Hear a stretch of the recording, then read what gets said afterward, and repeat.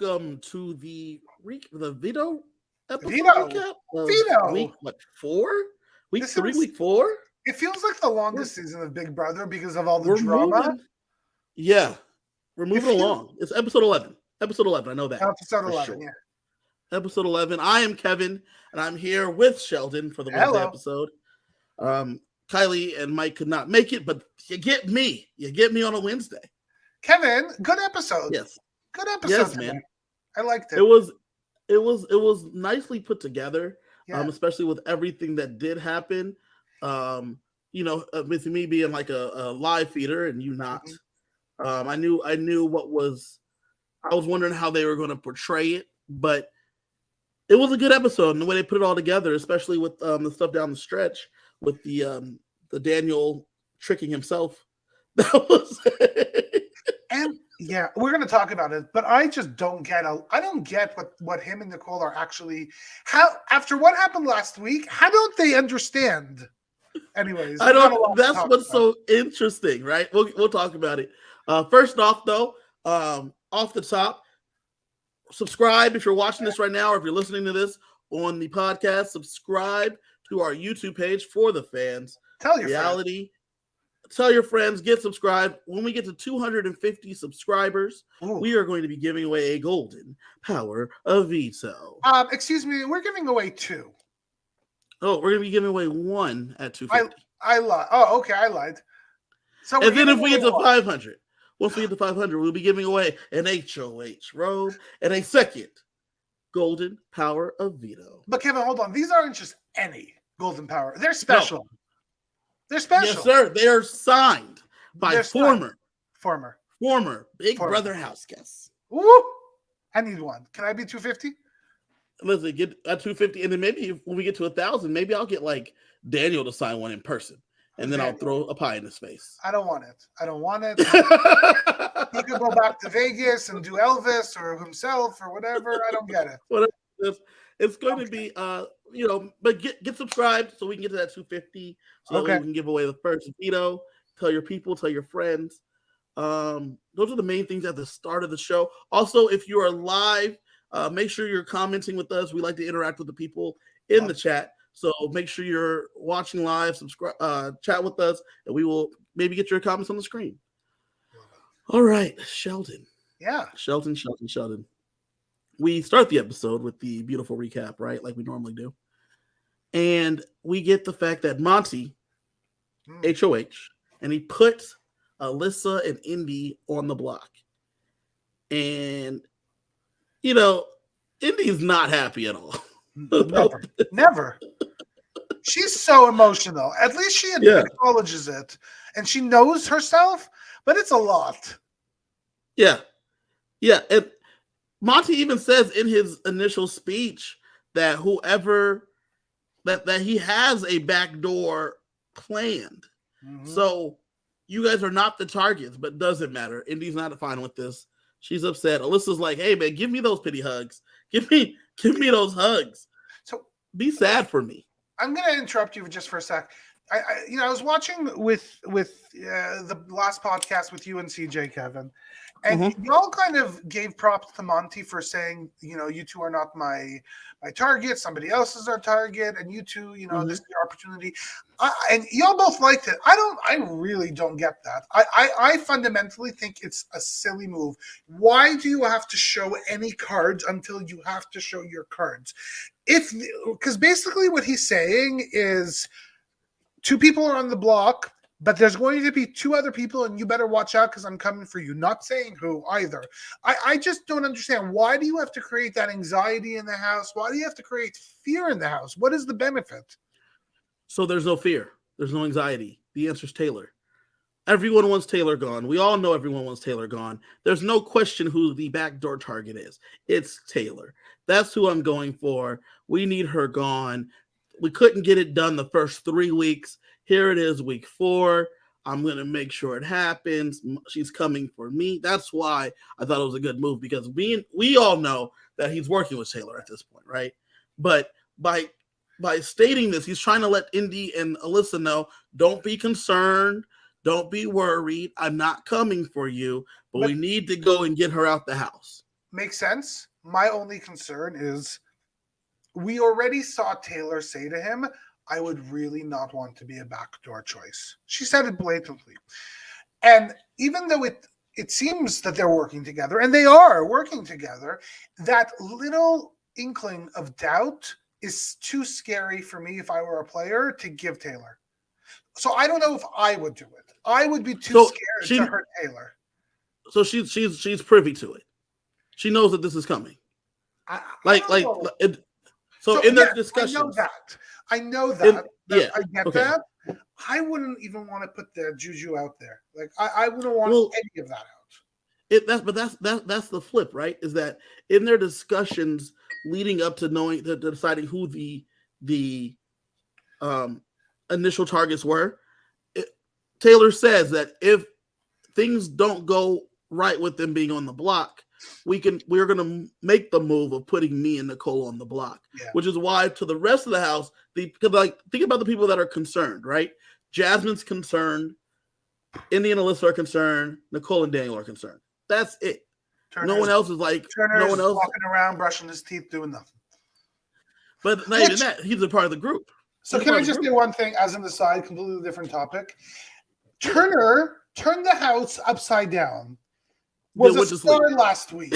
This week, MIA, doesn't exist. He killed people last week. He destroyed that house, and he comes off completely scot-free. That is masterful. That is fantastic gameplay. I thought it was great because he goes to sleep, he goes away, and nothing has to worry. Now, Renee Reed says at the moment that she didn't know, and she wasn't warned that they were going to be with the original plan, which was Nicole. Renee, we're talking about the very beginning of the episode when Monty's coming out after the original noms. After the original noms, she did know that was the plan to put up Alyssa and Indy.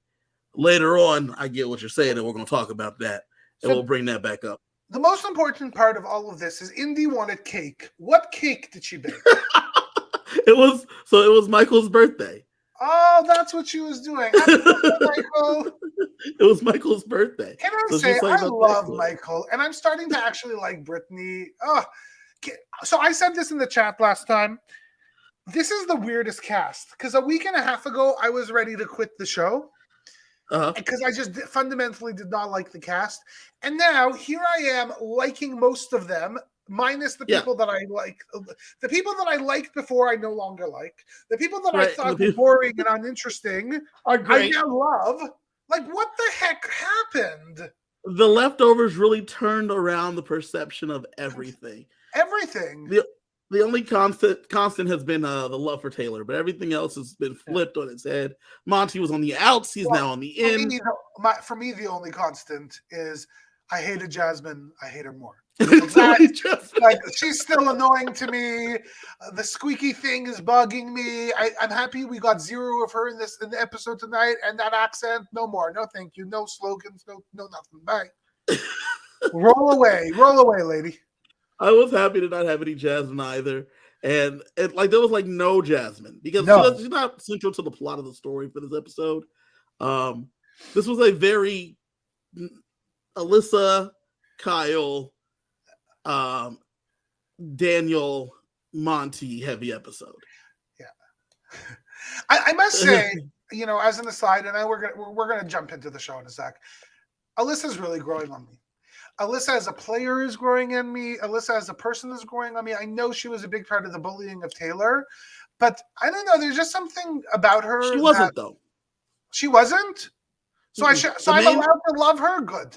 Yeah, the main Taylor bullies were Turner, Amira, Monty, obviously Paloma, Nicole, Daniel, and Jasmine, and then Turner, and then Terrence. Terrence is an interesting one because when Terrence is talking to Taylor by himself, he's real supportive of her. But when he's with the other people, he talks a lot of shit about her. So he really just tries to get in where he can fit in. And as Renee says, Jazz is still annoying. And that hasn't changed. That's good gameplay by Terrence because sadly the man can't win a comp. So as far as we've seen. So look, the only thing he has is a social game. So getting good graces with everybody. What else are you going to do? That's great. But it's not good. It's not good how it was done, though, right?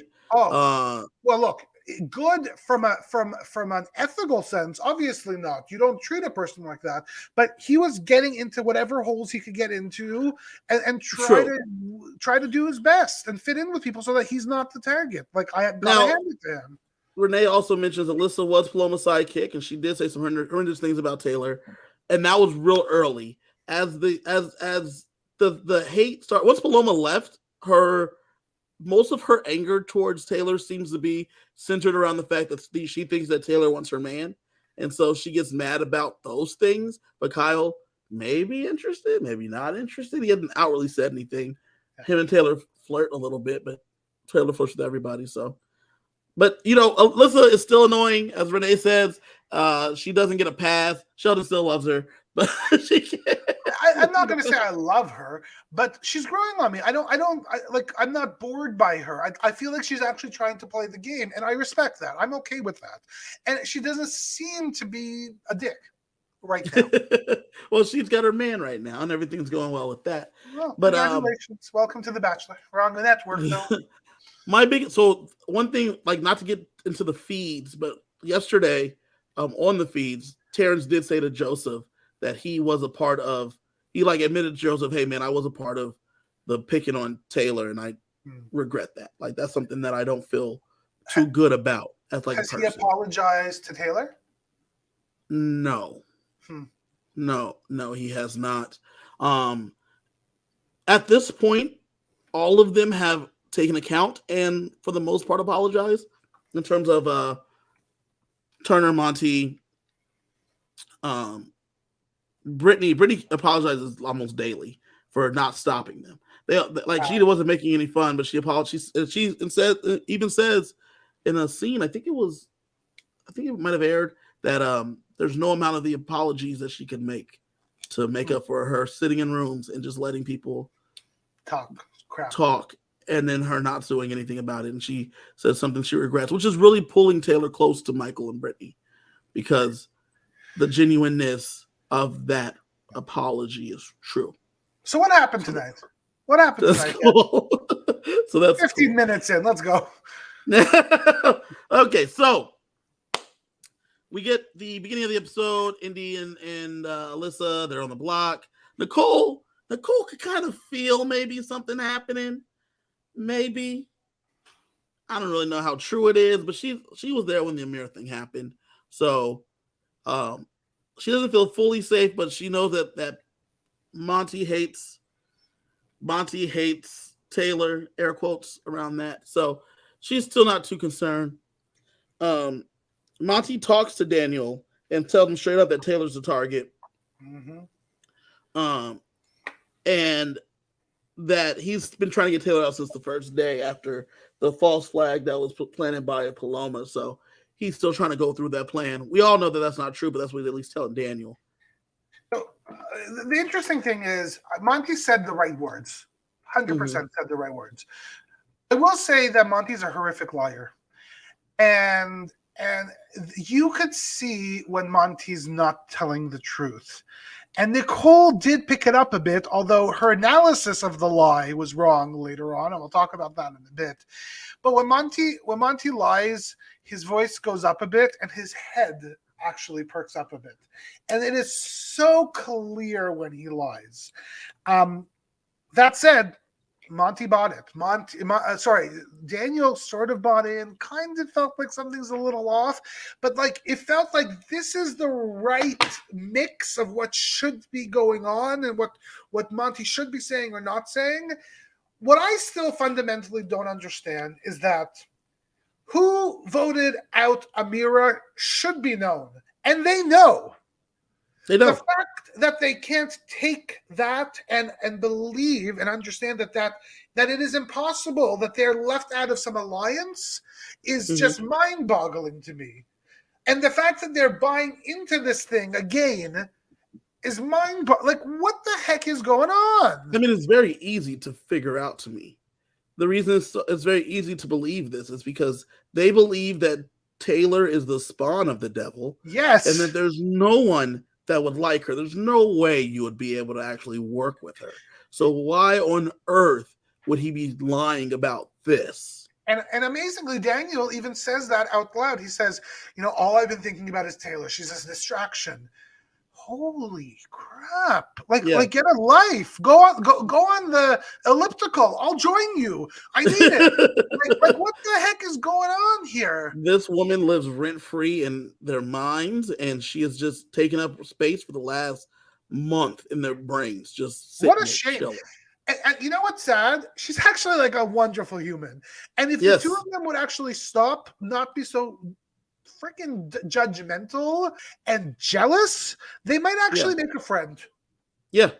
And you know what? Renee's right. The hate for Taylor is their downfall. It's all of their downfalls. Look at it. Paloma, Pooch, Amira.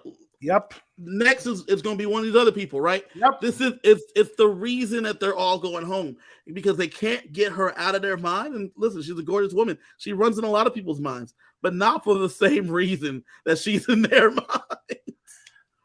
Yeah, I don't know. I don't get it. I don't get it either. And I'm trying, you know what? I've been very much so trying to give the two of them a little bit of a benefit of the doubt. Like I'm trying to, I keep on asking myself, what am I not understanding or seeing? And at some point I gave up because I just can't. I don't, they're just being bullies, period, full stop. Bad. So the thing that interests me is that Paloma had a video that she put up, but then it got ratioed. So I found out what that meant the other day. Apparently when you get ratioed is when you put a video up. Yeah. And if it gets more comments than likes, then that's not a good thing. And so she had put a video up basically saying that Taylor bullied her.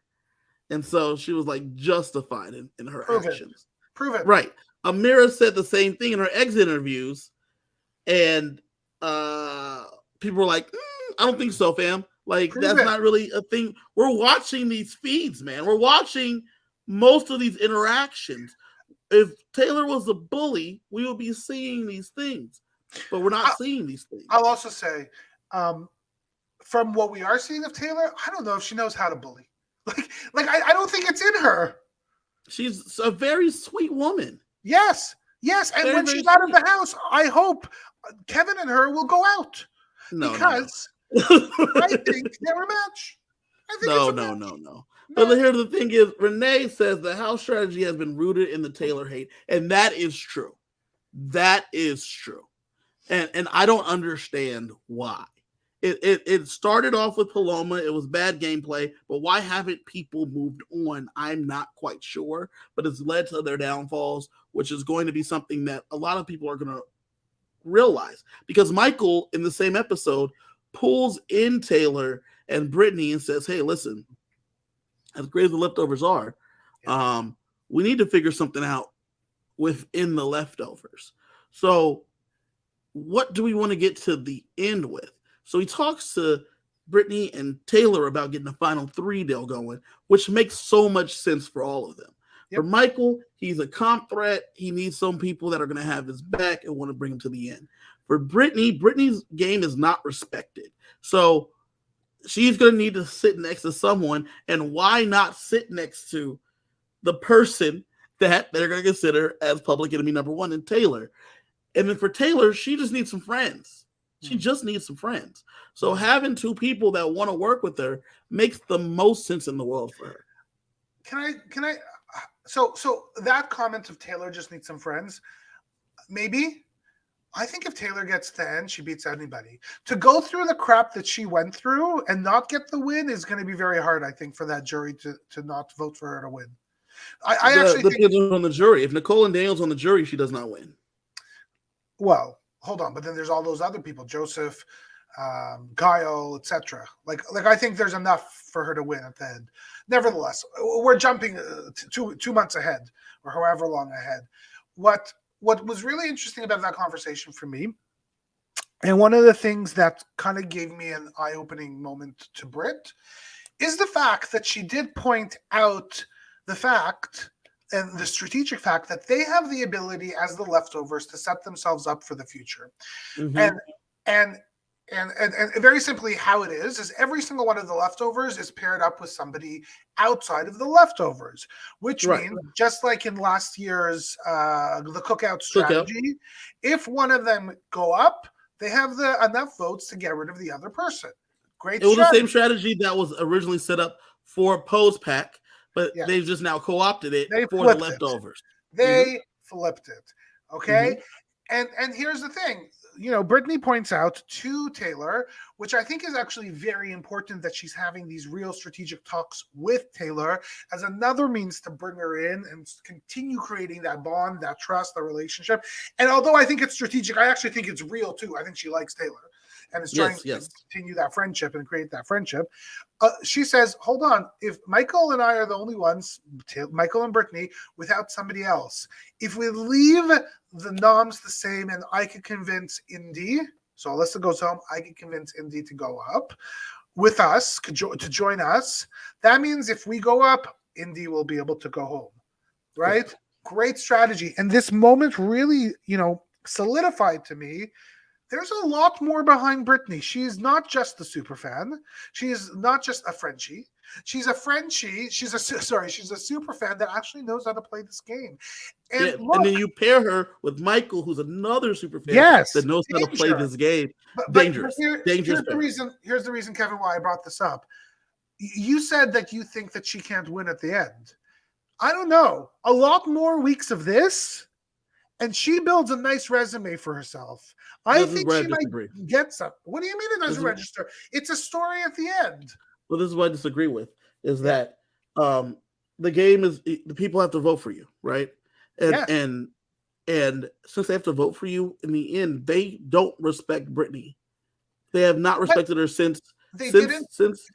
Yeah, sorry. Go.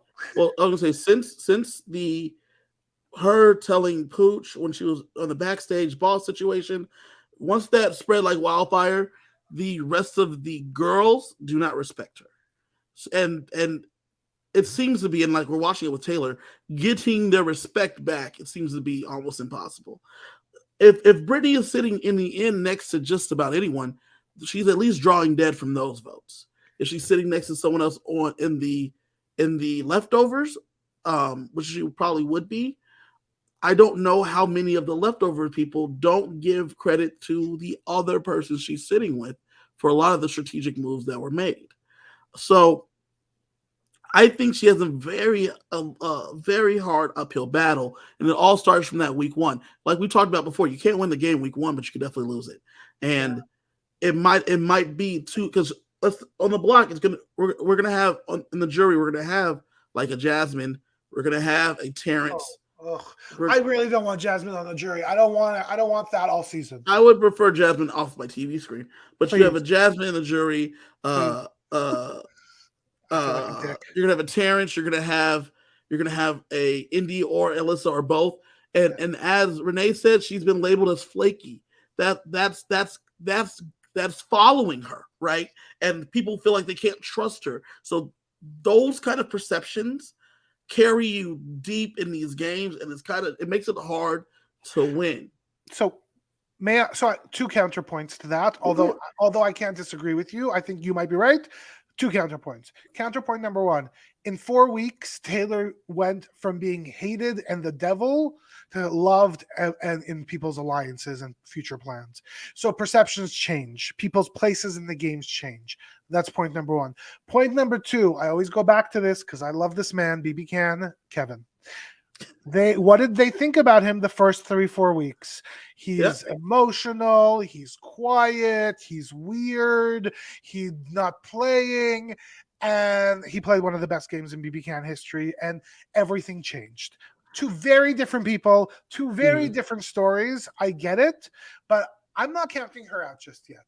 Okay, I want to give you a counterpoint to each of those, and we'll move on.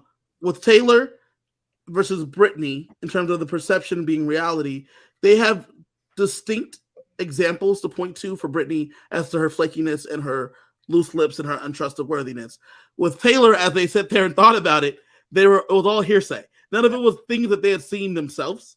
It was like the person that had the strongest evidence against Taylor was Monty, and the strongest evidence, air quotes, But then once he sat there and looked at it and saw them take out Pooch, he was like, "Oh, she was trying to warn me.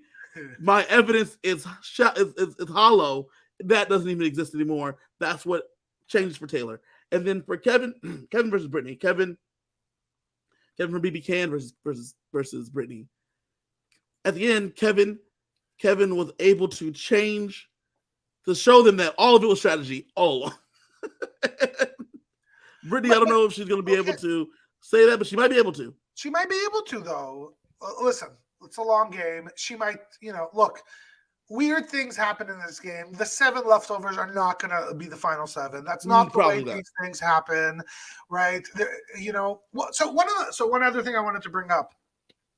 It is a very interesting storyline of having Brittany, Michael, and Taylor setting up a 3, because let's say magically this 7 does go to the final 7, which won't happen. It does turn into a 4v3 thing, because the other 4 have their own little core. So there are 2 cores in this large alliance of 7. And that is fascinating because based on recent history, the 4 dudes have a far better chance of winning anything compared to the 3 minus Michael. True, which is very true. So it becomes almost a disaster for those 3 to continue on with the leftovers. Which is why those 3 probably have to make a move at 9 as opposed to 7. Or maybe earlier, because look, the thing about Indy is Indy has no chance to win the game. If they could bring Indy in, that's something. And to me, that was part of the beauty. Outside of having a non-leftover with Brittany and Michael, bringing Indy into the 3 of them, being more close, talking with her, could have helped set something up for the future if needed.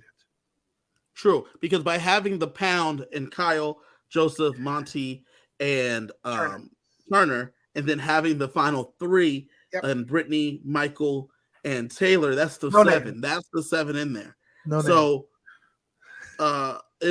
name yet. So by having them in there, now there are people that can cross over, right? Kyle has a good relationship with Michael. Turner has a great relationship with Taylor after what happened. There are possibilities that they may make this a 4 to a 3, but right now it's looking like the Pound versus the 3, and that's going to be something that's quite interesting. I know.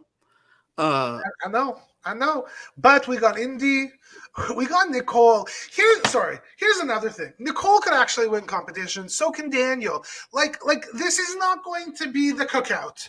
This is not a straight line to the end. This is going to be bumpy, and people are going to be sacrificed. And we can't wait to see what happens. True. With that being said, we get another show. We get a showman's piece. We get a little showman. Before the showman's piece.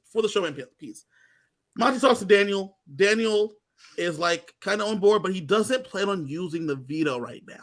The reason he doesn't plan on using the veto is because he doesn't want to put Nicole. Though Monty's like speaking words to his ears about getting Taylor out, he doesn't want to put Nicole in any kind of a danger. And that's something we need to be on the lookout for the rest of the time we talk about this episode, because he doesn't want Nicole in any kind of danger. So he's saying, yeah, I'm on board. And his plan all along is to not use the veto, win the veto, not use the veto, and then be safe. Kyle's plan is to win the veto and use the veto, and then put up Nicole and Taylor. That is the plan as of now. Yep. Speaking of Kyle winning the veto, he is hot and heavy. He's getting it on. He's a mess. It's hard for him. It's difficult. Yes, he is talking to his boo Alyssa. And did anybody teach him that there's other ways? No, I don't think so. But he's talking to his boo Alyssa, and now we know Renee. Renee finds Alyssa's annoying. We know that, but Alyssa is making the moves on Kyle and just chatting with him and letting him know, I'm a little mad at you for what happened last week and not telling me that you're getting rid of Amira, but we crushing, everybody crushing. I have to say it's really cute to watch the two of them because he has no clue what he's doing. Zilch. And she's literally she's putting the cookie out there and saying, Eat it. Eat it. It's yours. Take it, Kyle. Take it. I'm Bruh, yours. I like I said in the last update. I love the fact that that Kyle's like, it's so hard for me to like resist this temptation that I'm trying to, in fact, get you out of this house. That's how hard it is for me in this thing, because I need you to go. Because I hear you with those cookies, and I really want them cookies. I want Like, those really cookies. want them cookies. There might be chocolate chip. They're definitely not oatmeal. They are sweet though. I want a nibble. And he's sitting on the bed. He got his hoodie on. He like just trying to Legs make crossed. it through. Yep. And he's like, she's not in the alliance, but I'm trying to ally with her. You know what I'm saying? Renee says, has he ever had a girlfriend? He has, and that's how he got excommunicated from the LDS community. But it's I don't know how far they went or whatever, but remember he's Mormon, y'all. So he hadn't had a lot. He's 29 going on 15. You know what I'm saying? This is his like first real crush, and Alyssa's just so pretty. She's just so pretty, and he doesn't know what to do with himself.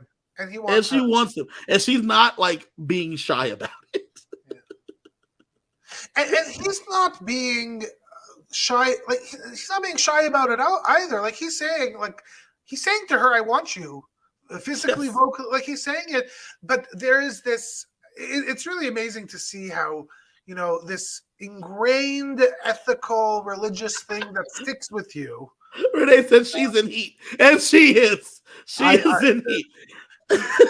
I think he's in bigger heat. To be honest, because of his religion, he keeps these things, and his mama's watching. You know what I'm saying? Like he knows this. He doesn't want to do this on the show, but she's in heat, and she's like meowing at him, and he just can't. He just can't. He just can't help himself. A meow meow is back. Meow. And he knows that he's been sent to do a mission to like get her out of this house if necessary, but Sorry, I gotta bring this up. Renee's telling us Alyssa on the feed licking him like a cat. Could you explain multiple days she has licked him like on his arm, and why? It's just there's a lot of flirtation going on. That's not flirtation. That's weird. No, so let me tell you what it is. What it is that they're sitting there, and she's trying to like get close to him, and he's gotten up several times, like walked around, shaking it out. She's like putting her head on him. She's like licking his arm. She is not letting him say no. But he's not leaving either, but it's not okay. It's just a lot. It's a lot for him. So she licked him. Yeah. I'm gonna try this on my next date. I'm just gonna go lick the person. She's like randomly licking his legs, his arms. She's just like, ew. And it's California. It's hot. Ew. It's not that hot. It's like 75. Ew. Sorry, I don't like it. I'm over the show, man. I don't like Alyssa. Done. Don't be licking people. As Renee said, she's in heat, man. She's just trying to get this going, and he is doing everything in his power at this point to try to stop it. And it's just an interesting thing that we have next, because now we have the veto competition, right? We have the veto competition next, because we're going to get back to talking about Alyssa and Kyle in a minute. But we get the veto competition. They had to do this like fake psychedelic thing, which was weird. Essentially they have to watch a video, and then they have to go back, tell their partner what happened in the video, and they get a quiz about it. Pretty easy. Do you think that there's going to be a lot of people being very upset at CBS for insinuating that they gave them psychedelics when it is so obvious that they did not give anybody psychedelics? I don't think people are going to be upset, but yes, I assure you, CBS is about to get a lot of letters, not emails. It's letters. It's going to be letters. Dear CB, dear Julie Chen, why did you? Of course, you're going to address them. Can I tell you a quick story from my marketing past? Yeah. So I once released a national advertisement at a company I worked for, which will remain nameless, that said "OMG," And we had groups send us emails really upset that we're using the Lord's name in vain. And our excuse was, it's not oh my God, it's oh my goodness, obviously. So if you got letters for that, they're definitely giving. Dear CBS and Julie Chen Moonves, how dare you give the Big Brother contestants drugs? Speaking of which, I've been hearing so much about ayahuasca. I find it really fascinating, but that's for another podcast. B-Bean, you're correct. It is not Julie Chen, it's Julie Chen Moonves. My apologies. So, dear CBS and Julie Chen Moonves, please make sure. You think they're going to email Mr. Moonves too? Just make sure she gets it? Nah. He's not a part of the company anymore. We don't talk about him. So we see this great competition. They have to, basically, it's a little bit of broken telephone. They got to pass information from the video they watch. And they have to answer, yes, ABC questions, multiple choice questions on what was told to them. And who won, Kev? The person that won was Daniel and Kyle. No. Daniel won, but fine, Daniel and Kyle. Well, Kyle had to answer the questions. Yeah. So it was a team thing. They won the veto. They're celebrating. They're dancing. Let me ask you a question about this bestie, schmestie, festie. I hate this twist. Love this twist at times. Isn't it unfair that one team had 3 people compete and the other teams only had 2? That's kind of how the bestie thing works. But that seems super wrong. I also have to say that this whole the besties win together seems very weird to me. Let one of them win the veto, just like classic BB, and one of them gets the choice. I don't get it. Nope. And let alone the fact that it seems to me, and I could be wrong, Kevin, please correct me, but they don't actually both have to agree on using the veto. If one of them chooses to use the veto, they can. That seems crazy to me too. This veto was always going to be used because Kyle was going to use the veto when Daniel planned on keeping it the same. Because Daniel thought, whoops, I'm going to have to convince this guy to not use the veto on his girlfriend. How do I get that done? That's going to be a conundrum. And I love that twist. I personally love it because you can have your own plans, but you still got to be working your own partner, your bestie. It's going to be what you got doing. Now, here in the chat, both B-Bean and Renee both say they think 3 people wasn't a disadvantage, Sheldon. But you have 2 people supplying information. Like that's but they could be contradicting each other, telling each other, like, I thought I saw 4 sunflowers. No, it was 5. Are we sure? We only have 90 seconds.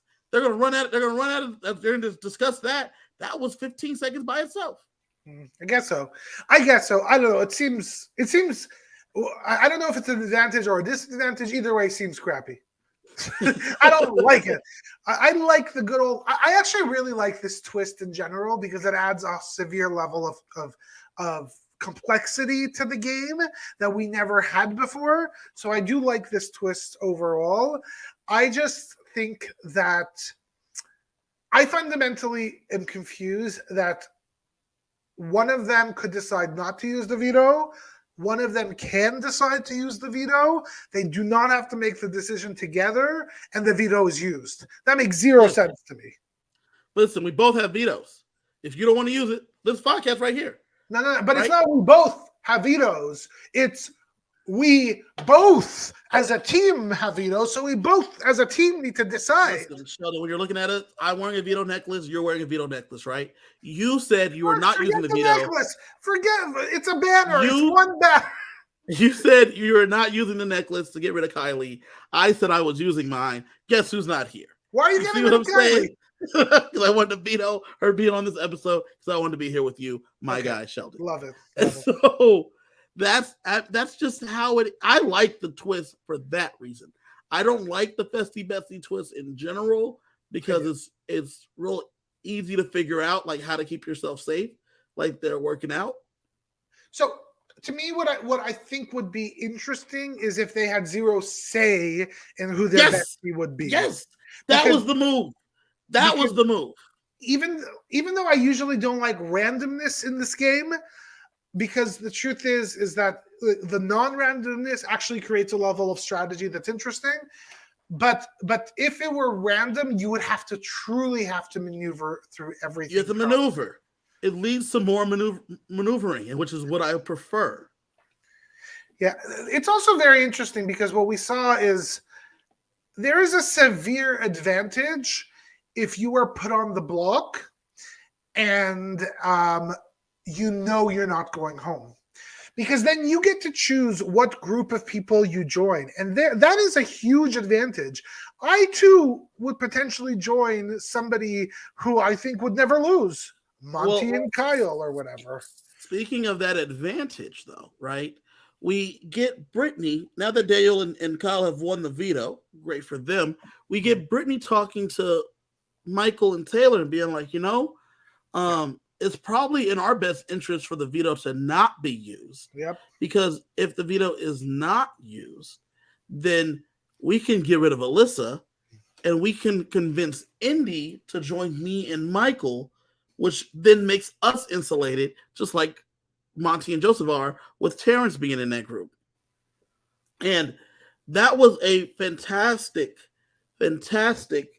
observation by her, because if you keep Alyssa, Alyssa's going to obviously join Kyle and Daniel 100%, right? Go be with her boyfriend, do what she got to do.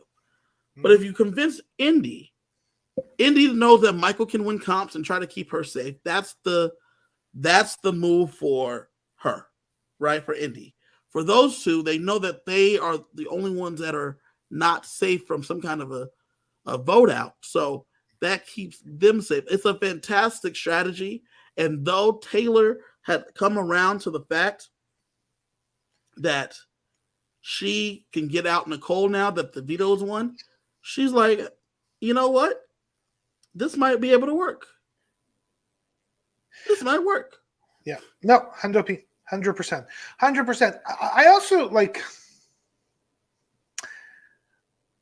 I love that we're seeing Taylor play a little bit strategically as opposed to emotionally, which I think she had to play because she was in a horrific emotional situation. I don't want to harp on the Taylor anymore. We always talk about Taylor. But I love the fact that she's saying, okay, well, if I make this move, that move, you maybe. And I like when she says, maybe she says something like, I will get my revenge next time. That is such perfect gameplay in my books of, look, this is a long game. You don't just play week after week. You do have to see what's going on, what sets you up better for the next 2, 3, 4 week. And I love it. I love what Taylor's doing. I love her. Big fan. It's great. It is a great move to set all of them up for the long term. So the next point of the plan is we need to convince the team, because we already have this plan to put up Taylor and Nicole. But now that this works out for Michael and Brittany, we got to get everyone else on board. Because one good thing about the leftovers is that everyone pretty much has an equal say in what's going on for the most part. I say for the most part because they all get up there and they all start talking. And as Michael and Brittany present their points as to why this is a good move, it gets accepted by everyone until Kyle gets up there. And then Kyle's like, I've already told Alyssa that I'm 100% using the veto on her. And don't forget, we talked about it. And he said in the last episode, he's horny. He's horny. She licks me. She licks me. And I know. And if she licks my leg, you know what's next? My ear. Yes. Just like any nice little kitty. The ear's next. And as they say in the Ghostbusters, busted makes him feel good. So that's what he's trying to get done. That's what he's trying to get done. And so he's like, of course I told my boo I'm going to go ahead and keep her. Daniel plans on not using the veto. So that's already a thing, right? So Kyle, you got to do it, baby. You got to do it. And Kyle, he's like, I got to sleep on it. Let me think about it, because I didn't plan on using it. Now, mind you, he is willing to do what's best for the alliance. which I do respect. Well, if you remember in the last episode, he even said, "Let's get up and put up Alyssa, or let's get rid of it." Like he. To me, this is a real conversation that Kyle is having in his head, a real moral conversation of, I really like her. I don't want to vote her out. I also know that from a game perspective, it's probably the best move. And although I actually think truly from what he did was quite bad in that room, he should have just agreed and moved on. I think that was really the human Kyle, who said, guys, this is really hard on me. Let me sleep on it. Let me figure this out. I think you're wrong. I don't think he should have just agreed. I think he played it correctly. I think like you said, he showed his humanity and was like, morally, I have a problem with this because I've already told her she's safe. And I lie to her enough in this game. And they all are aware that he would like to pursue something with her outside of this house. But the problem with that, Kevin, is the longer she stays in the house, which is what this plan potentially does, or doesn't do, I should say, the more that bond gets closer. The more that bond gets closer, the less control the leftovers have over Kyle, the more control Alyssa has over Kyle. So, 100%. So I'm a little bit surprised that nobody kind of said that. Because I understand that romance part of it, and that and he's a good look. I think Kyle's one of the best guys. He's a mensch. He's a good guy, which is why the decision is so hard. But I think one of the bros could have kind of had this conversation with him on the side. Maybe not with everybody around, but say, look, this is what you're doing. You're putting yourself in a bad situation. I kind of get your point of it's okay to sleep on it. I would want to sleep on it personally if I was making any decision. But there's a difference between what you're supposed to do and optics. And sometimes optics wins out, and I don't think this was the right thing. But you're right and you're wrong. Right? You're 100% correct. That's optics. But the optics of Kyle is that he's genuine. So him just agreeing wholeheartedly when they just presented this to him after they've all talked about it for the last 30 minutes. And then he walks in the room, like, sit down. We need to fill you in. We're gonna have you go ahead and not. I know what you've been talking about for the last 2 days, but go ahead and not use the veto on your girlfriend, and we're gonna vote her out. Right? We're gonna go with that plan. He's like, whoa. Yeah. Whoa. That's not what I thought was happening. Look. There's also a bit of a religious aspect of going against your word. Yeah. Right? It's not just the love or the lust or the whatever. I think it's a real deep moral thing of I told her one thing. Mm-hmm. I don't know if I could go against my word as a human. And not just her one thing, right? I told this girl that I care about one thing. Yeah. Because he's been lying all the time. He has no problem with the lying part in general.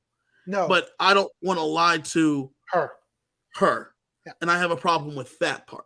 Mm-hmm. And that's where he's like, I've already told her that she's safe. If he hadn't told her she was safe, I don't know that he's putting up such a resistance. Yeah. Because so after what happens? Because I see Monty, he went to do some work. So with that, he goes to sleep on it, right? Yeah. Good night. The next morning. Good morning. Monty, the decision is made that Monty has to inform Daniel that, hey, we don't want you to don't use the veto. Don't use the veto, right? I know that was the plan. I know I said it a bigger plan, but I think Nicole's in danger, which I thought was a fantastic move. But he says Nicole's in danger. Let's not use the veto, and let's keep it the same. But he's a bad liar. Sorry. He's a bad liar. I'm sorry. He's not he has a lot of tells. But that's the thing. At this point, he isn't lying. No. But no. He is lying though. He the goal is right. The outcome is right, but the why is the different part. The reason for that move is different. He says to Daniel and Nicole, I'm not sure the votes are there to keep you safe, Nicole. Because the votes are not there to keep Nicole safe. So look, he knows that. But the lie, so the facts aren't the lie. The intention is the lie because he wanted Nicole out. Yes, right. So that's the lie that Nicole was picking up on. If she's, by the way, this girl must have been the worst cop. Like, like, there's a reason why she's a chef now. She wasn't a detective. She was not detective. No mistake her for was she Batman. giving parking tickets? Like, is this She what had she to did? be? Had to be. Me and CJ mentioned that, which had to be a meter maid because she's that, and that's my point, right? Is that this is not Derek Levasseur. The lie, you're right that the intention is different, right? Yeah. The intention is that we're not going for you anymore. We're getting rid of Alyssa. Yeah. She says, wait a minute. Mm-hmm. They probably all along wanted to go for me, Yep. but now the votes aren't there, so they want to protect Taylor because I have the votes to get rid of Taylor. Yep. Oh my gosh. We have to use the veto. We have to. We have to now because this dude, terrible liar, thought he got us, doesn't got us. This dude telling us votes aren't there to keep Nicole. That's a lie. They're not there. They've already been secured. They're not there. But that's a lie. We are going to go ahead and get this dude out of here.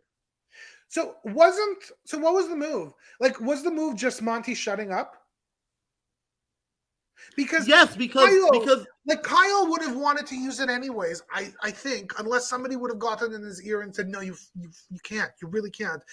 Because like what basically happened was Monty screwed. Like this was a bad play by Monty. He flipped this. So the one thing you have to remember: we know that Daniel's not going to use the veto. He's trying to convince Kyle that that they should not use the veto. Yeah. Those are the only two people know, and Nicole, obviously. They're the only three people that know that he may not use this veto. Okay. So, as far as Monty's concerned, his lie about Taylor being the target is the truth that they believe. So, he will be using the veto because he wants Taylor to go home. Abort that mission. Abort that plan, Daniel. Remember that original plan? We're getting that plan out of here. We're going with a new plan. Daniel, though, had his own plans, and he outsmarted himself. He, tricked himself and was old plan. His old plan was never the plan he told me, which is true. But Monty doesn't know that part. But he's like, that means his old plan was never going to work. Man, we got this. We're safe. And, again, I go back to the same thing with Daniel and Nicole. Their certainty is insane. How can anybody be this certain when you're playing Big Brother? How? The craziest, it's not even the certainty. The certainty is crazy. It's the backing of each other up, right? She's like, that makes it work. Yes, because the confirmation bias to each other is insane. Yeah. It's as if she said, hey man, I think the sky was pink. And he's like, I saw it and it was pink. Right? Pink. I thought it was. I thought we saw the same thing because they're using each other. And I have to say, I don't even remember what it was that Nicole said today, but it was another thing that was so rude and disrespectful. I don't know. She keeps, after telling Taylor that you have to watch your mouth or whatever it is crazy, this woman. This woman, I've never seen or met any, I didn't meet her. I don't want to meet her. I've never seen anything like this in my life. What's going on in that head? Well, it gets even better because now Daniel goes to Kyle and says, hey, get this. Monty didn't want me to use the veto because he didn't have the votes to save Taylor. Bruh, we got to use this veto. Now for Kyle, he's like, listen, I do want this veto used because I need to save my girl. So because this was brought to me last night, and Kyle was willing to do what the Alliance needed him to do and not use the veto.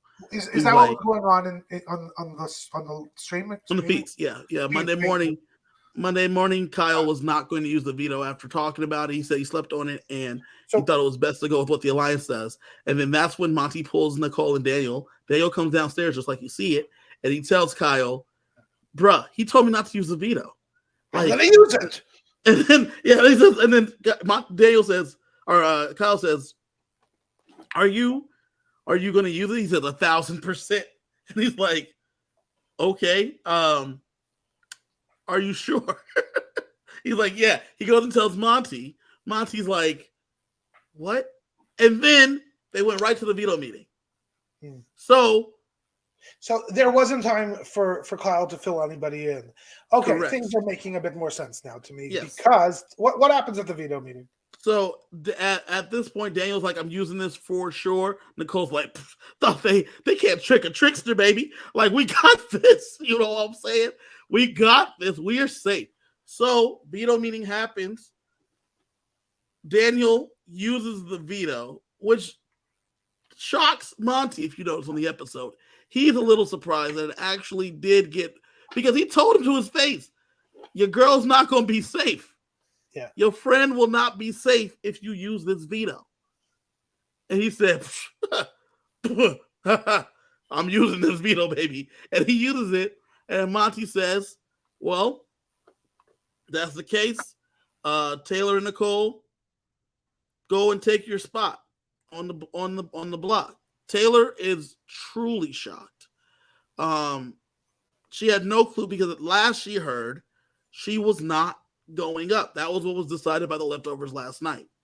And it wasn't because, like, you know, she wasn't going up because it was going to be somebody else. It was that this thing was not supposed to be used. Brittany and Michael are a little surprised. And they're let down that they don't get to have their safety because that's what they all agreed upon. And Kyle essentially went rogue as far as they're concerned, right? Because his veto was not supposed to be used. Yep. And then that's how we end the episode. We also end with Nicole's hubris that they got him, and that they're gonna be safe. And she was laughing, thinking that we're finally gonna get Taylor. She thought she got us. Nicole. Yeah, I've got nothing else to say because the two of them together are a match made in heaven, and I wish them well when they leave the house. That's it. Yeah, but it's a bad look for them, especially with the amount of talking they do because they think that they've got it all figured out. Well, that's the thing. Like, they were blindsided less than a week ago. And how do you go from being blindsided to now again believing that you are the power players, that you are strong, that you how I would be there peeing in my pants. I'd be so scared. I'd be so paranoid. I'd be walking and talking to everybody. These two are walking around like the king and queen. What is this? The BB Bean says, I don't understand Daniel's logic. Daniel's logic is sound. The logic of why this would be the case is sound. The part that he's missing is the full picture. Because in his mind, so just to break it down for you guys, in his mind, he thinks the votes are Michael, Joseph, Turner, and Brittany voting to save Taylor, with himself, Terrence, Jasmine, Alyssa, Indy, and Kyle voting to vote out Taylor. So the logic of the numbers, once he ran the numbers real fast, he's like, we have the numbers to keep you safe. Fast. He ran those numbers too fast. He's not in the way too fast. Doesn't realize that Kyle is not with them. So maybe I've been doing too much shitting on Nicole and on Daniel. You haven't. And but maybe I should be praising the leftovers, because obviously it seems that the leftovers have been doing magical work to make Daniel and Nicole feel that confident.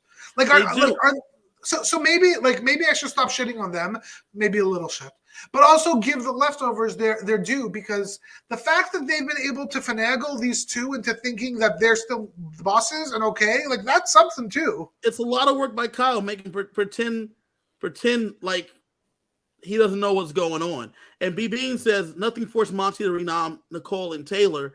Correct. That's what he told Daniel the plan was from the jump, though. He told him from the beginning that his plan was to go after Taylor, which is why he knew that was what the plan was going to be all along. And then when he calls them up there, he says, I don't have the votes to keep Nicole safe, which is also true. But he's like, that's why we're not going to do it.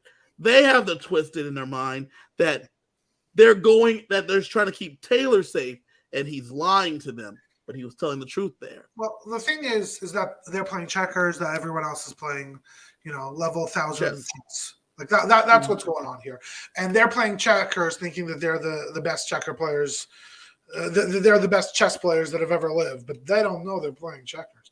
So would you like to know a funny story? One time, you ever heard of the game Phase 10? No. So Phase 10 is a different card game, but it looks like Uno. You've heard of Uno, obviously, right? Yes. Yeah. So one of my very good friends, we were on a cruise ship, and we were like, "Hey, you guys want to play some Phase 10?" She's like, "Yeah, I love me some Phase 10." So we are playing Phase 10, and she throws down this blue 8 and just throws it on the table, and she looks at the next person, and I said, "You know we're playing Phase 10 and not Uno, right?" She's like, "Wait, no, like isn't that this game?" No, we're not. Baby, we're not playing Uno. Like, this is not. Do I know this woman? No. Like, this is a completely different game. And so, with that kind of lot, that's exactly what happened here, right? Is that they thought they're playing. They thought they knew how to play Phase 10. They're playing Uno, just like you said, checkers, chess. It's what they think is going on. It's just not what's going on. It's also, listen, it's a risk that all of these people take when you go into a game like this. It's scary. Like I don't know. That's part of the reason why I don't think I would ever even apply to be on one of these shows. But the biggest problem is not the being wrong. The problem is not being wrong, though. It's them pretending like they're the smartest ones in the room. Yeah, that's where the problem is, right? They're not even pretending. They are. Right. They believe it. They believe it. Correct. And, I mean, you hear Nicole in the diary rooms, right? You hear Daniel in the diary rooms. Like, they think that they're the smartest ones in the room. And so that's where it's not about being wrong, right? Alyssa and Indy and Jasmine were wrong last week. This week, they've checked themselves, being like, we don't know what's going on here. Yeah. Nicole and Daniel have continued to pretend like they know what's going on. And I have to say that I really respect Indy and Alyssa for that. Because, like the fact that it seems like well, maybe not Alyssa, because Alyssa seems exactly the same, but it does feel to me that Alyssa has taken a step back. And I think that's exactly what you need to do when you don't understand what's in this game. You need to, literally step back, maybe not even have a bazillion conversations, but just start observing more. Just start listening more. Stop leading. These two still think they're leading. Stop it. So I have got a bazillion questions about the live feeds, because I really, Kevin, I want to know what the aftermath was to Kyle and the rest of the leftovers, because that's fascinating. Immediately after, so if you want to take off now, now's the time to go. I'm gonna tell y'all what happened in the aftermath, the immediate aftermath, and what's been going on up until this point. If you are taking off, thank you for joining us. Please join us tomorrow at 7:15, 10:15 Eastern, to watch me and Sheldon and hopefully Kylie and maybe CJ and maybe even Mike. We're going to all talk about the eviction episode tomorrow, where we're probably going to see Nicole go home, backdoored by her bestie Daniel. We're probably going to see that happen tomorrow. So be ready to check that out with us tomorrow at 10:15. You can find me at KG Fury. I like to tweet about the feeds, and you can find Sheldon nowhere, and you can find us talking about it at reality_TK. Those are the places you can find us talking about the game. So if you're leaving now, adios. See you tomorrow. Bye. Now we're going to hang out for another 10 seconds, guys, because I want to tell y'all what's going on in these feeds. I am so excited to see how Kyle maneuvered this, because I'm a little bit worried for him. So, as we said, let's jump right into it.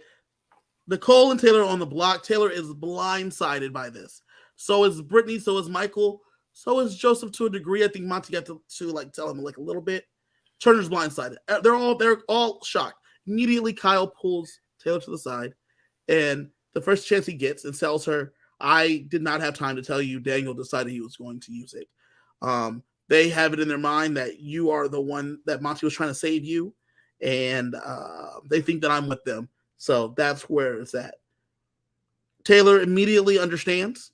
The words get spread to Brittany and Michael. Everything is taken care of immediately for them because they had all agreed to something last night, and Daniel's the one that used it. And as you can imagine, as Renee has been saying all along, so arrogant. Daniel and Nicole are acting as if they figured out, they cracked the case. They got a break in the case.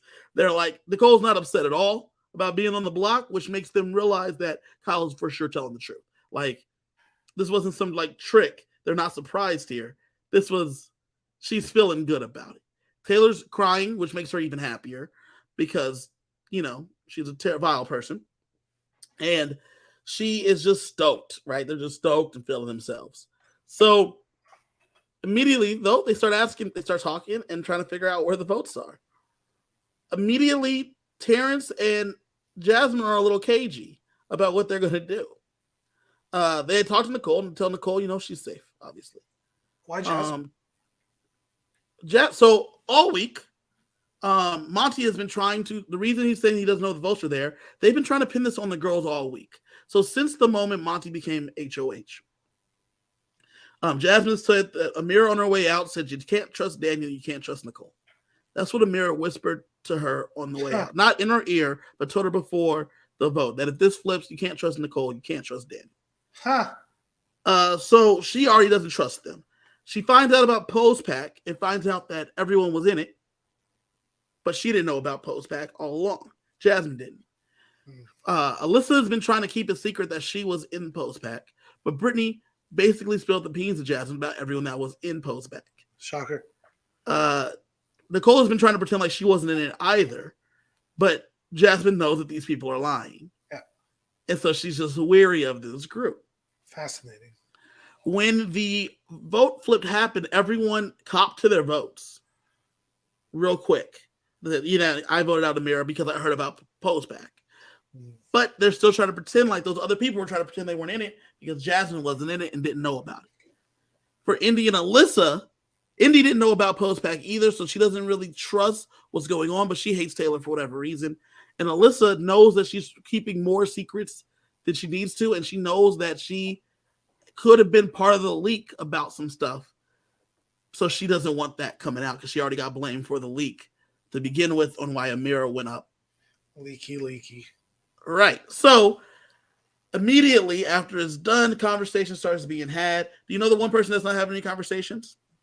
Turner? Miss Taylor.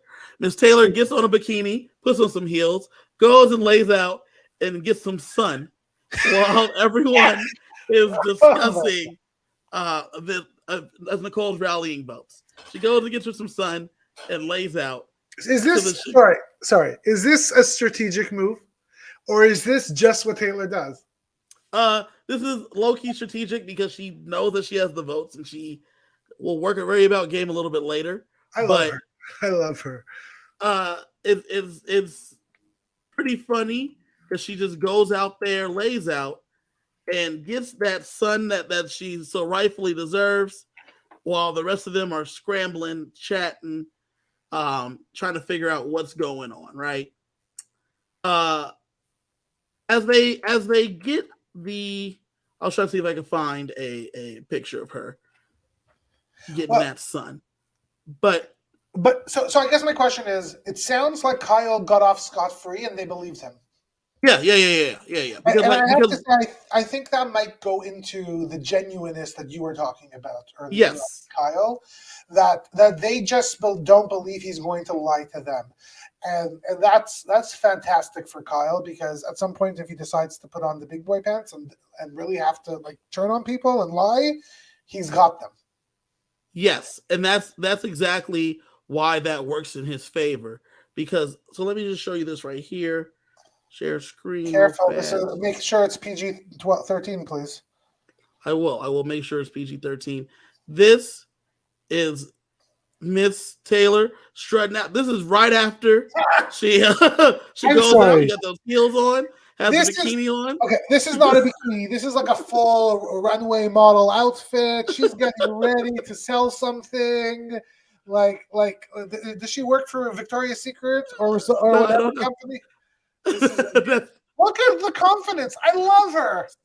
Yeah, awesome. She goes out, lays out in her bikini, and just hangs out, and like everyone is just flummoxed. You know what I'm saying? And are the girls again upset the fact that she put on the bikini in this? Nicole is. Jasmine's talking a little mess, but not so much because now we're in the part of the game. Do you think that she has a crush on her? No, she hates her. Maybe hate is love. She's jealous. She's just jealous. There's a lot of just jealousy. But she goes out there, and this is why it's great, because by her going out and laying down, everyone has to play around her, right? Everyone's playing the game around her. So first off, we have Nicole talking to Terrence. Terrence is like kind of listening, kind of not really following what Nicole's saying. But Nicole's like, Terry, I got you. I got the votes. I'm going to be here to stay. We're good to go. You see Terrence talk to Monty, and what Nicole and Daniel have been trying to do is try to throw Monty under the bus, saying that the girls, Alyssa, Indy, and Jasmine, don't trust Nicole, which they don't. They're not sure. So with that being the case, since they're saying that, that's the game plan. So when Terrence comes and asks Monty about it, Monty is like, bro, I didn't say that. Like, I don't know where they're getting that part from. And then Terrence is like, okay. Terrence has been the best actor because I don't know, while I'm watching the feeds, I don't know who he's telling the truth to and who he's lying to. I don't think he knows either, but I think that's the beauty of Terrence's game. He's on nobody's side but Terrence's. He's going to tell everybody exactly what they need. I wish I could play Terrence's game, but win. But win. That's the thing, because he goes and talks to Jasmine. This is where you really get it. Jasmine asks Terrence, what's he going to do? And Terrence says, I don't know, man. Like, Nicole thinks she has me as a vote, but she didn't vote for me last week, and then Daniel threw me a pity vote. But Taylor kept me safe. So I don't really know who to believe, who to trust, who to work with. And Jasmine's like, I don't really, I heard about this Palomas Pack thing last minute. I don't know who to trust either. I'm like cool on either one. I don't really care what we do. I just want to vote with the house. And that's been the story, is I want to vote with the house. Jasmine, Terrence, Alyssa want to vote with the house. So, yeah, I love this. I love the fact that we seem to have this large alliance that has now crumbled. In the wreckage, another large alliance has come together. But there's also these stragglers. And the question that we're about to explore over the next 2-3 weeks is, how strong is the leftovers and what happens to these stragglers? Is it just get rid of them? Or is there about to be some funny stuff going on? I can't wait for it. This is going to be an exciting few weeks. Don't be surprised if tomorrow's not a blindside. For the people that are watching right now, for the Sheldon, do not be surprised if tomorrow's not a blindside, because since it's so locked in, they have decided that they're going to let the girls know today. Which girls? That Alyssa, Indy, Jasmine, and Terrence, they're going to let them know today that they are voting to keep Taylor. And they have come to this decision on their own, each person individually, quote unquote. They've come to this decision that they're going to keep Taylor, and then they're going to go with the house. The house is going to be doing this. Joseph and Monty are going to be starting off the conversations probably within the next hour or so, and they're going to let them all know. Terrence wants to go and have the conversation with Nicole that Nicole had with him last week, where she told him the votes just aren't there, buddy. And Terrence is like, if the votes aren't there, I want to be the one to tell Nicole that the votes aren't there. Do you think Terrence needs to go and have a conversation with Nicole before he votes her out and says, Nicole, I'm a cop? No, speaking of being a cop, Everyone knows that Nicole's a cop. She has told everyone because she didn't want that to be able to be used against her. When it comes to Nicole, it doesn't matter. It doesn't matter anymore. It's one thing to be a cop and be brilliant. It's another thing to be a cop and then be a chef. Yep. Difference. Now, I don't know at the time of recording right now. I'm not sure. I haven't looked at the feeds lately, so I don't know if they've told them yet. But that is one thing that is being planned. Daniel, they don't plan on telling Daniel, but they expect it to get to Daniel or Nicole. Well, Nicole will tell Daniel. Well, they expect it to get to Nicole. They're not telling Nicole that she's going home. Terrence might, and that's what he wants to do if he finds that out. But they don't know for sure if he's going to find out.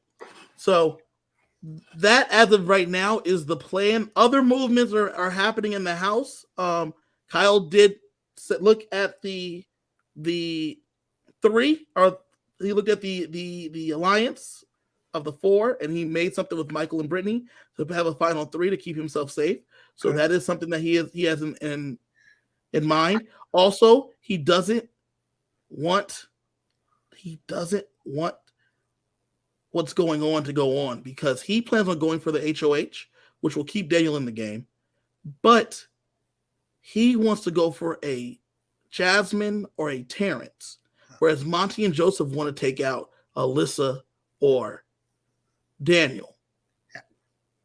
And for Michael and Kyle, it doesn't make sense to take out people that they could possibly work with. Turner as well. Could you remind me, from a rule perspective with the besties, can the three of them compete in the HOH, or they both cannot compete in the HOH? Monty is the only one that cannot compete in the HOH. This is so crazy.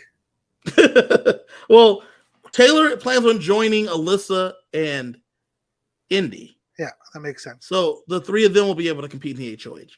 And poor Taylor will go up again next week. No, and that's the beauty that Michael was talking with Brittany, and Michael said, listen, the best bet is for Kyle to win the HOH.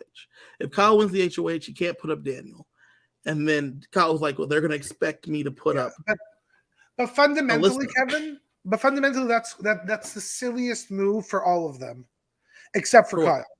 Because except for Kyle, except for Michael. Except for Kyle and Michael. Yeah. Right. For Kyle and Michael, it's not a good move. I mean, it's a great move for those two. It's not a good move for the rest of them. And so Kyle wants to win because he will not have to put up Alyssa, because he's going to be able to say, because Michael says to him, if Taylor's joining that bestie group, what do you just tell him you don't want to put Taylor on the block for a fourth time in a row. Taylor doesn't go on the block.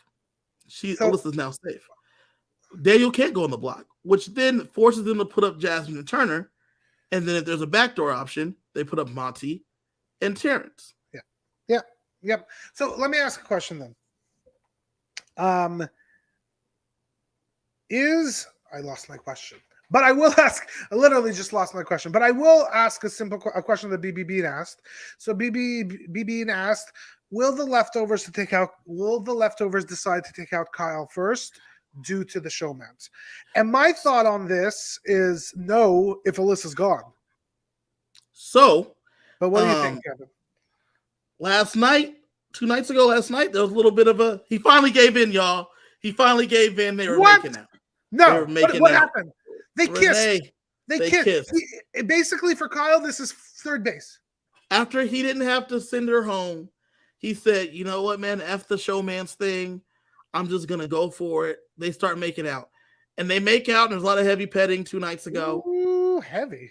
Yeah, and then last night, he can't help himself. He keeps trying to find her because he wants to just make out with her.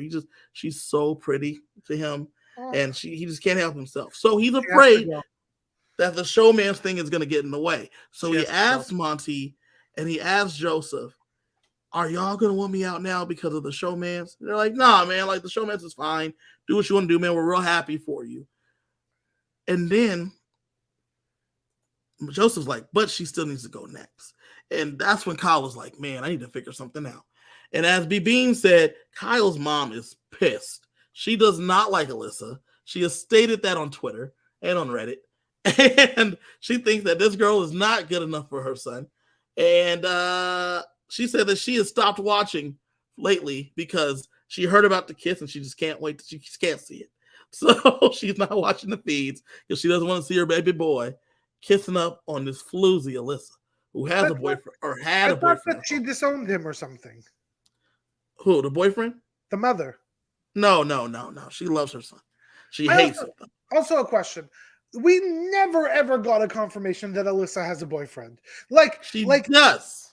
Her boyfriend broke up with her on Twitter. Oh my God.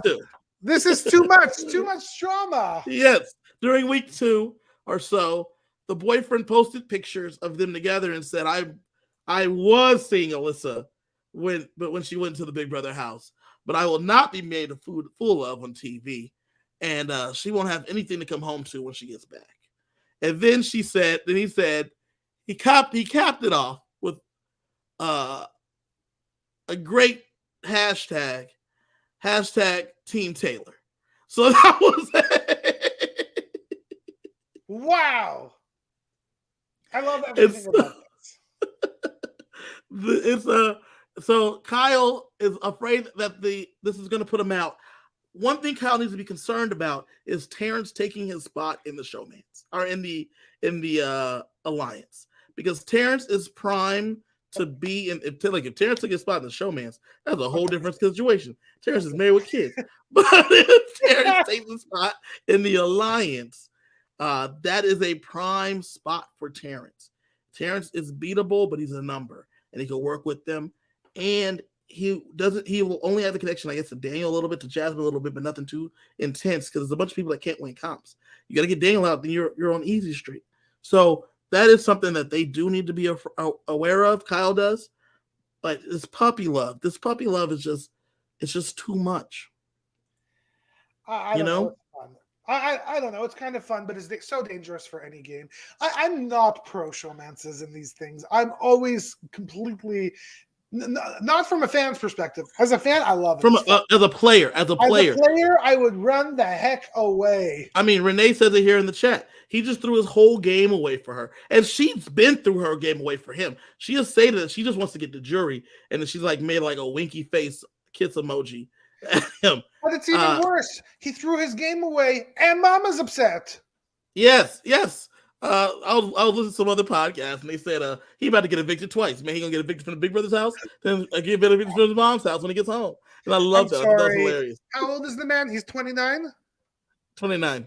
Get out of your mother's house, okay?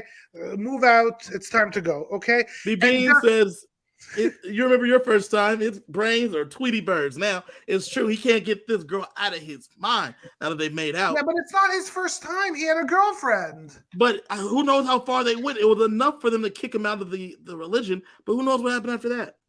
I have to say, I did a little look-see. I just watched the kiss online. It was a kiss. He turned into her. I did a quick snapshot. He initiated, and she was all for it. All about it. She's been trying to get this in there the whole time. By the way, Miss Drea, hello, ma'am. Good to see you. Hello, Miss Drea. Okay, can I ask you, Kevin? Let me ask you, Kevin, a hypothetical, because I remember the question I wanted to ask last time that I lost. That is true. Wait, Renee's right. She had him. There was at one point their leftovers are talking in the shower, and then they stop talking because he's in the shower, daydreaming, doing what he got to do. He was thinking about Alyssa. And sorry, he was twirling his hair up here or somewhere else. His hair. He was taking care of business, and in the shower. This is the most uncomfortable thing about Big Brother. They need to have a diary room, but then a private room. If you're HOH, you have a private bathroom. No, you don't. There's no doors on it even. It's fully wide open. No, the HOH has a private bathroom. Is there a camera up in there? Not in the shower portion, but in the the main portion. Yeah. Listen, I'd be spending every night in that bathroom. I do have a question for you. Pooing, because I got a nighttime issue. Sorry, Ma. Hypothetical. Yeah. Daniel wins HOH. Okay. Is Daniel still mind is still on Taylor? Yeah, of course. And he puts up 2 people who could work with him, Taylor, Alyssa, and Indy. Well, Or does he wake the hell up? The thing that he will do is he wants to take out Monty at that point, and he thinks he'll have the riders to do it, but at that point he won't. Like, it doesn't matter what he does. He plans on putting up Brittany and Michael at one point, and then backdooring Monty for taking out his homie. But that is the Achilles heel, if you will, is if Brittany and Michael are still on the block. That's the Achilles heel. But here's the thing, like, there is a very high likelihood that Daniel wins. Like, it's not, he's won 2 competitions. It is not impossible that we have a destruction of the leftovers next week. It wouldn't be a destruction. It would just they would get winged. It would just be a winging. They would just get winged. It wouldn't be a destruction. It would be sad. I don't want my leftovers to spoil so quick. And the only one that's in danger is Brittany and Michael, and really mainly Brittany. You think they? Yeah, that's interesting. I have to say that I really like the 2 of them. They're such a fun duo and such a fun pair. Somehow this season has come around and I've been loving it. Same. On board. Any more questions about the feeds in the chat? If you have some more questions, hit me with them. I've been watching these feeds as we've been going through. I've been loving this season though lately. Like, I wasn't loving it until like last week when Leftovers were formed. Yeah, it's really amazing because I was sort of, I have to apologize to the people who cast at CBS because I was like, what the heck did y'all do? And it wasn't a casting issue. It was not. It was just a kind of them waking the hell up and starting to play issue. And as soon as they all started to play, like, their true personalities started to be really showcased. I will say I even somehow want to see more of Turner. I don't know why. I want Turner. BBB asks a great question. What's the % chance Taylor is evicted? I think it is a 0 to 5% chance. The 5% is only Alyssa convincing Kyle at some point or another, but based on everything Kyle's saying, he's saying in the diary rooms, the things Kyle's been having his own cam talks to the camera, talking to the camera. At no point has he made it sound like he was going to deviate from the plan. In fact, if anything, he'll tell Alyssa to get Alyssa on board, and then they'll have more numbers to get it done. So I agree with you, Kevin. Very low, single digits for sure chance. I think it's over for Nicole. Mostly because they only have one line. And that line is Taylor's the devil, but they don't believe Taylor's the devil. So if you don't have any other data to provide these folks to flip, you have nothing. There's not enough information. They can't see straight because Taylor's the devil in their eyes. So I don't think they have a chance. The question to me is, what happens when, I feel, and not if, especially now that we know there has been a little nookie. When does Kyle tell Alyssa? And what happens? Oh, I didn't think about this. The leftovers? You think he just tells her about the leftovers? Well, I don't think he'll be able to keep anything to himself. Not his body, not his alliances. So when he talked to Monty and Joseph about, I don't want you guys to think that I'm leaking information. Is exactly what he said to them. And then Monty said, if anything, man, we know that you're getting the information from her. Like, she's the one leaking it to you. Like, you're the reason that we're even here, man. We appreciate you. Nah, man, keep doing the things you're doing. They don't know that they've made out yet. They don't know that they've gotten physical. So they think they've just been flirting. So, and all these questions he had is since they've been physical. So the thing is, he told them, well, he doesn't really talk game with her anymore because he doesn't want to lie to her anymore. Now that they've gotten physical, he now feels bad about lying to her. And B. Bean says if it's consummated, he will tell her while he's finishing. B. Bean is like, I'm in an alliance called the Leftovers. Listen, like, I love Kyle. I like he's such a good guy, and Bibin's 100%. He was gonna tell her, like he can't tell his his girlfriend. We all thought that Brittany was gonna spill the beans, and she hasn't yet. We all think that Kyle's gonna do it. I don't think he will. I think Renee thinks that she's working her womanly wiles on him, and once she gets that nookie knock, is over. I don't think. I think that she is also willing to throw away her game for him. I don't think that either one of them have their heads in the game anymore. Their heads are in other things, and Kyle's trying to get his head into something. That's a different conversation. Okay, one more. So listen, whatever is actually going on between the two of them, this is the exact reason why the leftovers need, and I say need, to get rid of Alyssa. This relationship needs to be cut off. That they do show if people are hooking up. So he's like, they do, because he was asking these questions. He had all the questions. Because they never watched the show, probably. I don't think he ever watched the feeds. So he went on Wikipedia and saw, Casey won a few seasons ago. That's my fact. No. Kyle's a fan. I think he's a fan, but I don't think he's been watching like the feeds. You know what I'm saying? So I'm a fan, and I'm not watching the feeds. Okay, one more question, hypothetical question. When and not if, when Nicole walks out that door, do you think she turns to Terrence and says, "See you on The Amazing Race"? I think Daniel says it to her as she goes out the door. Daniel says it to her. First Trios edition. Idiot. Amazing Race. Him, Amira, Nicole. Nuts. What a week it's been. And the crazy thing, Kevin, is we have a whole other episode tomorrow of this amazing show where Nicole's about to get blindsided. There's going to be shock on her face unless they tell her. I really hope they don't tell her because she doesn't deserve it. Let's go. I'm excited. I hope you guys are. Make sure you join us tomorrow.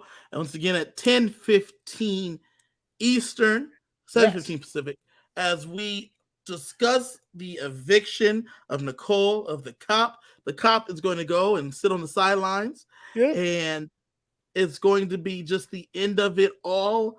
I am excited to see it happen. We'll find out hopefully who the new HOH is, and we'll see if the leftovers get like another week of like running the things. For those of that are in the chat, thank you for being in the chat.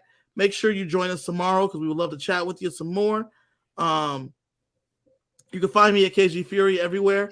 Remember, subscribe. When we get to 250 subscribers, we're giving away a signed Golden Power of Veto. So make sure you get that done. Also, check out the podcast version of all of our talks. If you miss an episode, we are on Spotify. We are on Apple Podcasts. We're on everywhere you can find a podcast. You can hear me and Sheldon chatting it up, talking about the show, having a good time. And don't forget, if you ever get cast on Big Brother, this could be you. It could be you. This could be you. You could be making out like Alyssa and Kyle. Beauty. And having just a good old time. From outside of the Big Brother house, I am Kevin. This is Sheldon. Bye. And remember, love each other as much as you love yourselves. Goodbye. What if you don't like yourself?